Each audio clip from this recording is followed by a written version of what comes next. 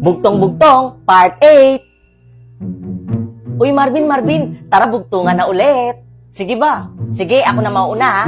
O ito, bugtong-bugtong, isang bayabas, 7 ang butas.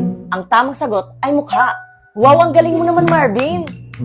O ito, hugis dalaga, kalabit sa tapat ng bintana. Alam ko yan, gitara ang sagot.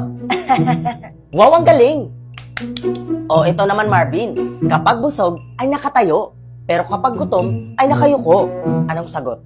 Ang tamang sagot ay sako. Ha? Ang galing mo naman, Marvin!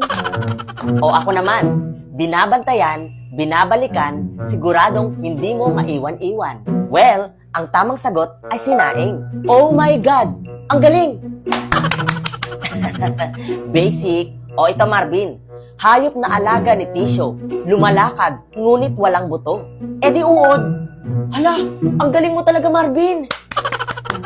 O ito naman, likido ang ikinabubuhay niya, hangin naman ang ikinamamatay niya.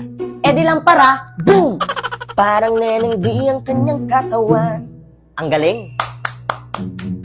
O ito, Marvin, siguradong hindi mo na ito mahuhulaan. Bugtong-bugtong, kapag inamoy ay mabaho, pero masarap kapag kinain. Anong sagot? Ay, teka, parang alam ko yan. Wait. Huy!